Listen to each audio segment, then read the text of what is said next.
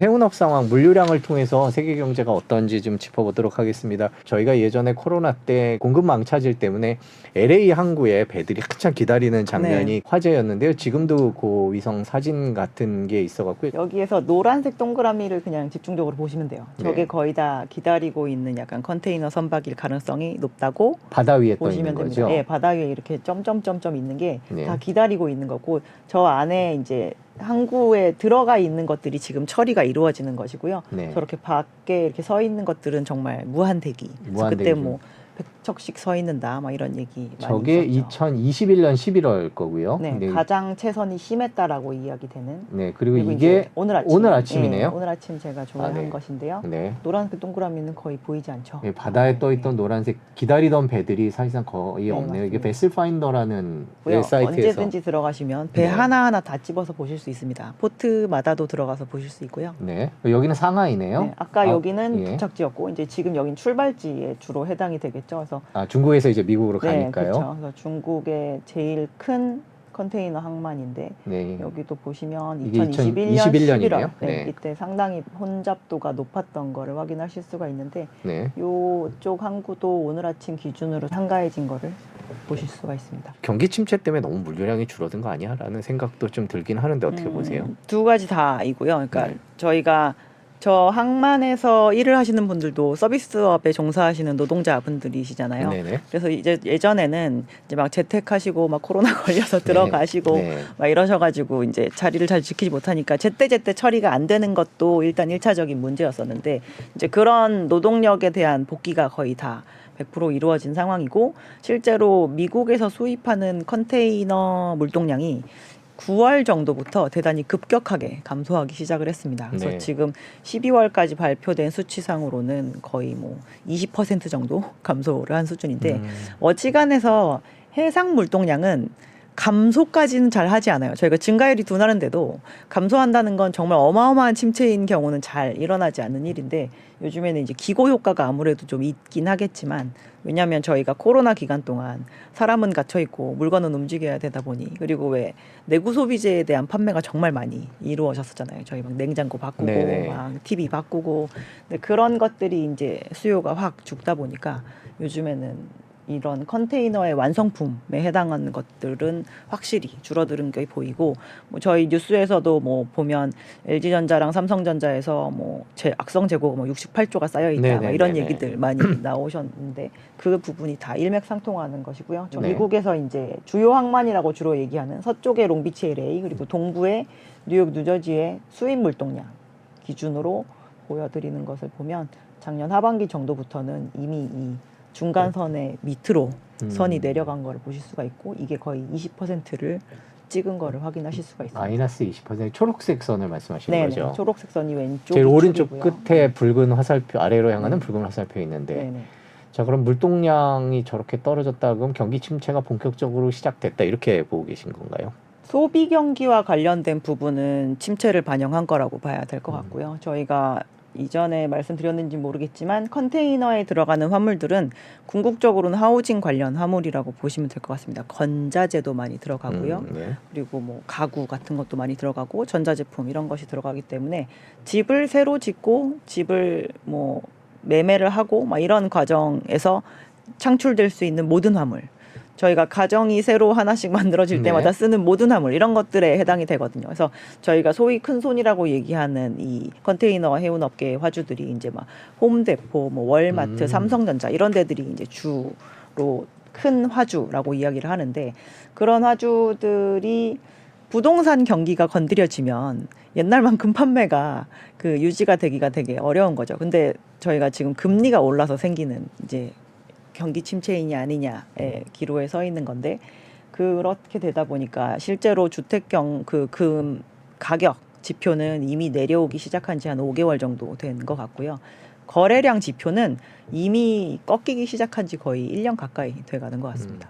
물동량이 저렇게 줄었다는 건 경기 침체에 있어서 어느 정도 시차가 있나요? 뭐 이렇게 방금 말씀해 주시는 건 이제 설비 측면에서 보면 약간 선행성도 있을 것 같고, 근데 또 보면은 중간중간에 동행이나 후행과 관련된 것도 있는 것 같고, 보통 어떻게 해석을 합니까, 물동량? 저희 쪽 섹터가 제일 빠르고요. 그러니까 선행, 주식 시장이 좀 많이 선행한다라고 이야기를 하는데 주식 시장보다도 조금 더 빠른 것 같습니다.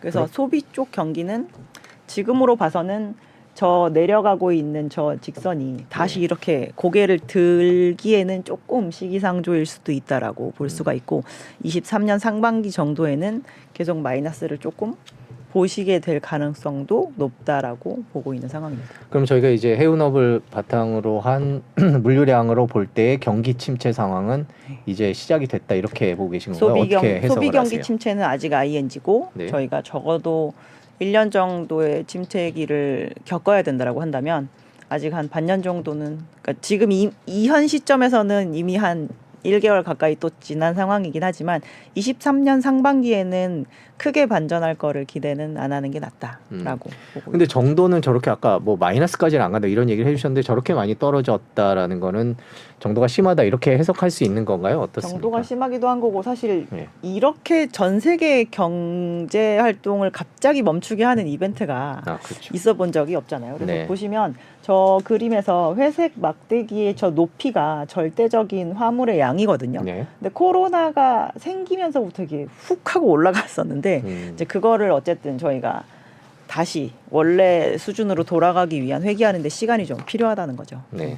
그럼 세계 해운업 상황은 이런데 우리나라 해운업 얘기도 좀 해봐야 될 것 같아요. 네. 그 HMM이 매각 얘기가 계속 나오던데 지금 현재 우리나라 해운업 뭐 한진해운 이후로 이제 어떻게 됐나 여러 가지 논란들도 있고 뭐 이런데 지금 HMM 상황 먼저 좀 얘기를 좀 해주셨으면 좋겠습니다. 일단 HMM은 그 예전에 이름은 현대상선이라는 현대상선, 네. 회사였었고요. 우리나라의 2등 컨테이너 선사의 위치를 차지를 하고 있었습니다.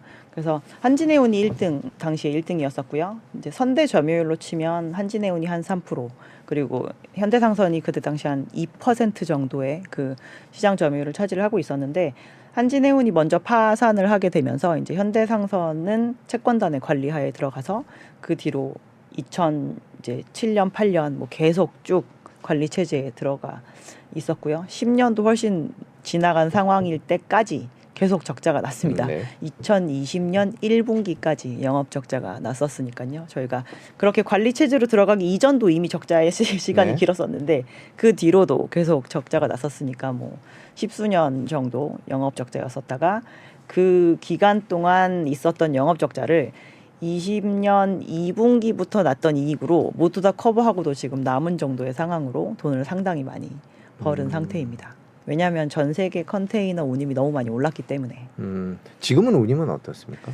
지금 시장 운임 자체는 코로나 이전 수준으로 딱 회귀를 한 상황이고요. 네. 지금 이제 SCFI라고 저희가 상하이 발 컨테이너 운임 지수를 주로 이제 시장에 가장 기준으로, 민감한 네. 지표로 많이 보게 되는데 코로나 이전에 900에서 1000 사이를 왔다 갔다 하는 기간이 상당히 길었다가 그러니까 상승하기 시작을 해서 2022년 1월 7일에 5,100포인트를 넘어서고 1년 동안 지금 빠져서 현재 지난주 기준으로 다시 1000으로 돌아왔습니다. 코로나 이전으로 돌아왔군요. 네. 그런데 지금 HMM 매각 얘기가 그렇게 나오는 이유는 뭐죠? HMM을 지금 한 군데가 들고 있는 건 아니고요. 네. 이제 해양진흥공사라고 하는 데도 주주이고 산업은행도 주주인데요. 사실 해양진흥공사라는 데도 산업은행의 자본이 들어가서 만들어진 회사이기 때문에 어떻게 보면 그냥 산업은행이 가지고 있는 네. 회사라고 볼 수가 있는데 이 두 주체의 이 매각 시점에 대한 그리고 매각을 어떻게 하는 것이 좋을까에 대해서는 조금 이견이 있는 걸로 저희가 얘기를 좀 듣고 있는 상황입니다. 지금 현재 매각을 하는 게 가장 최상이다라고 입장을 가지고 있는 쪽은 사는 측인 걸로 알고 있고 이제 해양진흥공사 같은 경우는 이제 좀 나중에 파는 게 낫지 않겠냐라는 이야기를 하고 있는 것으로 알고 있습니다. 한진해운이 파산한 게 2017년 2월입니다. 2월이죠. 네.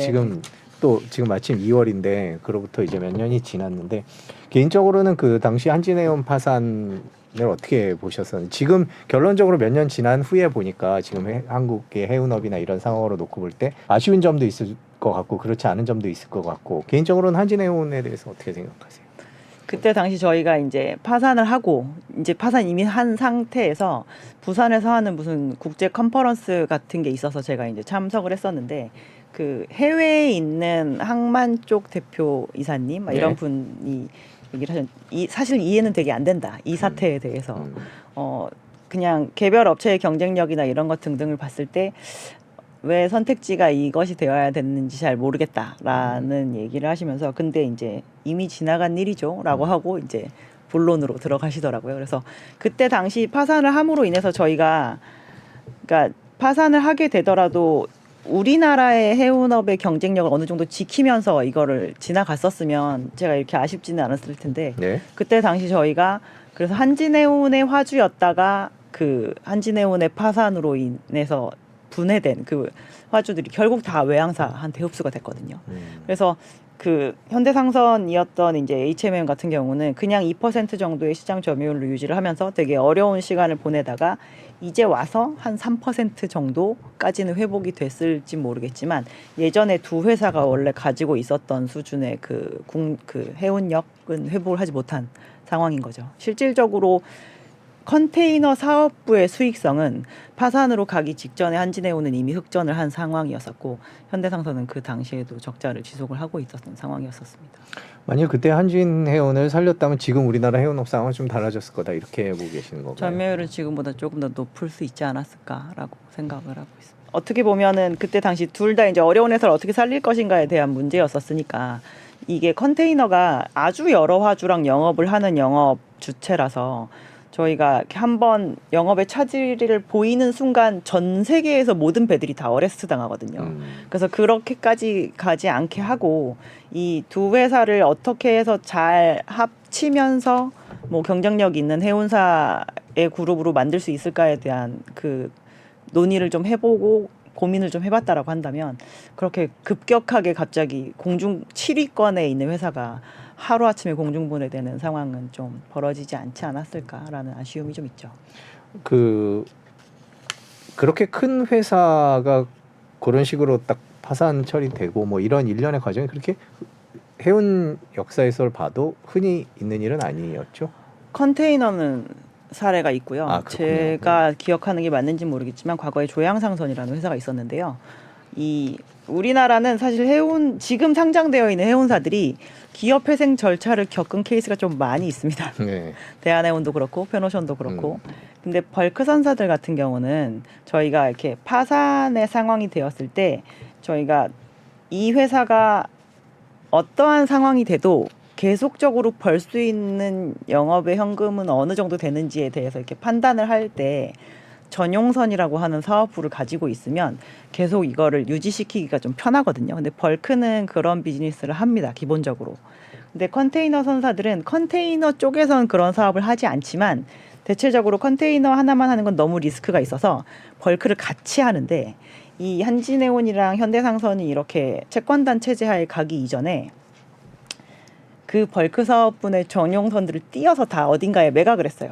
그래서 저희가 지속 가능한 영업 현금 흐름이 요만큼 나올 수 있습니다라고 하는 그 근거가 점점 사라진 상태에서 채권단 관리 체제로 가게 되었었거든요.